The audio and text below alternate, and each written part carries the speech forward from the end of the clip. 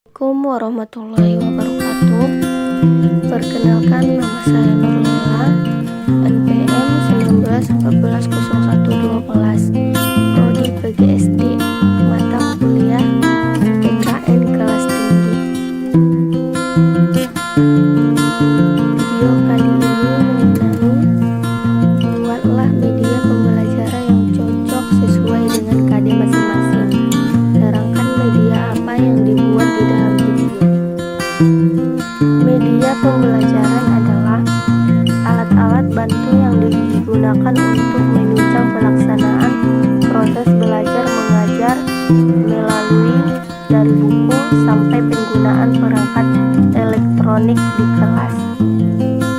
Jadi di video ini saya menggunakan gambar sebagai media pembelajaran, di mana setiap penjelasan akan dilampirkan gambar-gambar yang berhubungan dengan materi yang saya jelaskan. Standar kompetensi yang saya gunakan di dalam pembelajaran yaitu membiasakan hidup bergotong royong, dan kompetensi dasarnya mengenal pentingnya hidup rukun, saling berbagi dan tolong menolong. Hidup bergotong royong dibagi menjadi 3, yaitu yang pertama hidup rukun, yang kedua saling berbagi, dan yang ketiga tolong menolong. Assalamualaikum warahmatullahi wabarakatuh. Selamat pagi anak-anak. Pagi ini kita akan belajar tentang hidup rukun, saling berbagi, dan tolong menolong. Kalian masih ingat ini? Ya, ini adalah kegiatan kita saat belajar. Nah, ibu mau nanya, enakan mana belajar di rumah atau di sekolah? Ya, enakan belajar di sekolah kan? Kenapa anak-anak kok enakan belajar di sekolah?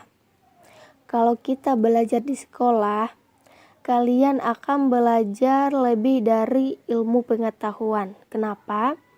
Ya, yang pertama, kita atau kalian bisa belajar mengenai tentang hidup rukun. Kalian kan yang di kelas ini berbeda-beda tuh. Ada anak laki-laki, perempuan, ada juga yang rumahnya dekat dari sekolah atau rumahnya yang jauh dari sekolah. Ada orang tuanya yang pekerjaannya sebagai guru, supir, atau polisi, dan sebagainya lah. Kalian kan mempunyai latar belakang yang berbeda. Tapi ketika kalian hidup bersama, belajar bersama, kalian bisa belajar bagaimana hidup rukun itu.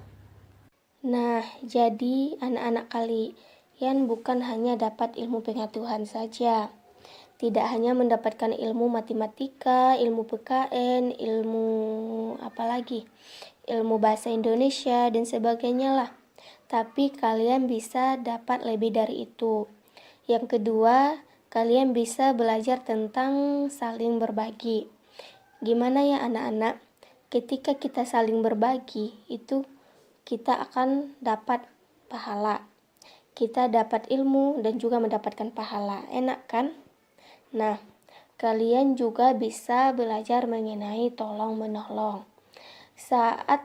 Contohnya, saat teman kalian ada kesulitan nih, ya pokoknya tidak bisa mengerjakan sesuatu lah. Bagaimana perasaan kalian? Ingin membantu atau tidak?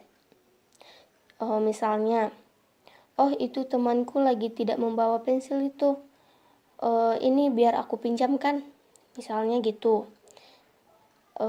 Jadi hidup tolong menolong itu sangat penting di saat kita hidup bersama. Oke, agar kalian lebih memahami lagi, mengerti tentang materi, yuk kita simak video ini.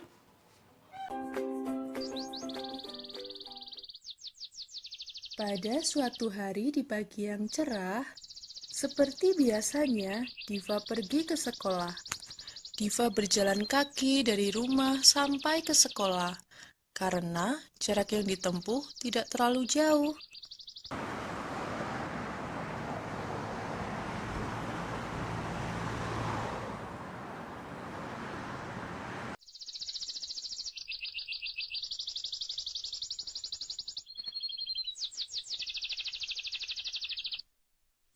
Pada pukul 7, Diva sampai di sekolah. Tidak lama kemudian, bel masuk pun berbunyi.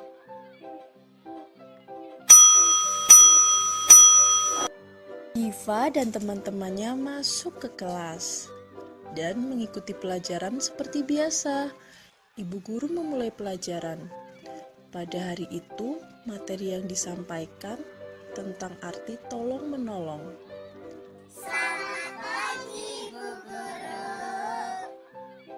Selamat pagi anak-anak. Anak-anak, hari ini kita akan belajar arti tolong-menolong. Ada yang tahu apa itu tolong-menolong? Meminjamkan pensil kepada teman, Bu. Membantu ibu memasak, Bu. Betul sekali. Anak-anak, itu contoh tolong-menolong. Tolong-menolong artinya saling membantu atau bekerja sama dengan teman yang membutuhkan pertolongan. Orang yang suka menolong akan mendapatkan banyak teman. Tolong-menolong dapat dilakukan di rumah, di sekolah, dan di lingkungan masyarakat sekitar kita.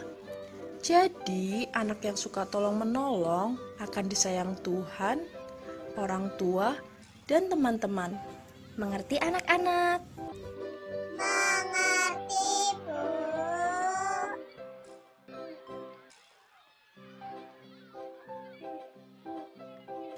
Jam menunjukkan waktu istirahat.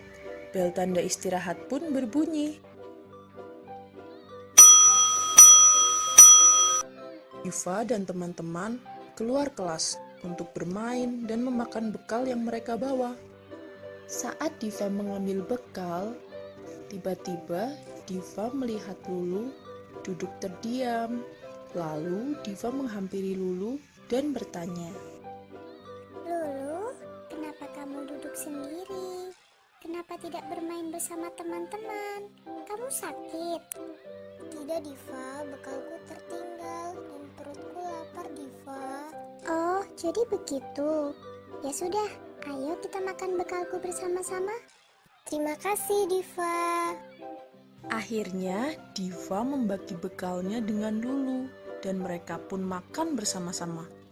Setelah selesai makan, Andi mengajak Diva dan Lulu bermain. Diva, Lulu, ayo kita main bersama. Ayo, Andi.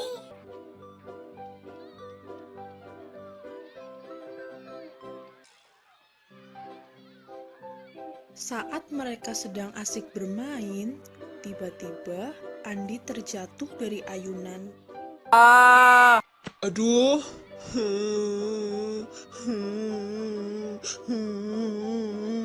Lalu, Diva, Lulu, dan Kevin segera menghampiri Andi.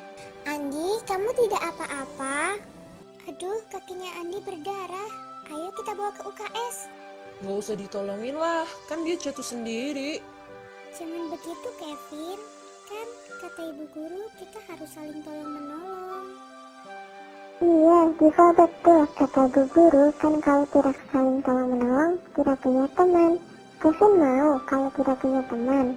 Nggak mau lah Lulu, nanti kalau tidak punya teman, Kevin mainnya sendirian. Ya sudah, Kevin ikut menolong Andi. Diva, Lulu, dan Kevin segera menolong dan membawa Andi ke UKS untuk mengobati luka Andi.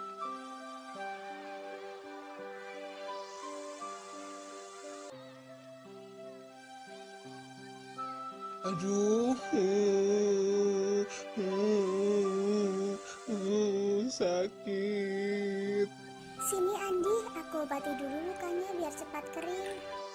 Nah, sekarang lukanya Andi sudah diobati. Terima kasih Diva, Lulu, Kevin. Kalian sudah mau menolongku. Kita kan memang harus saling tolong-menolong, karena itu gunanya teman. Kata ibu guru, anak yang suka menolong akan banyak teman, disayang orang tua, dan disayang Tuhan.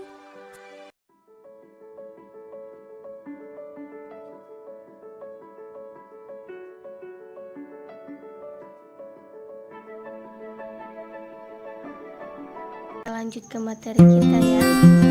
Jadi, yang pertama, hidup rukun. Hidup rukun adalah saling menghormati dan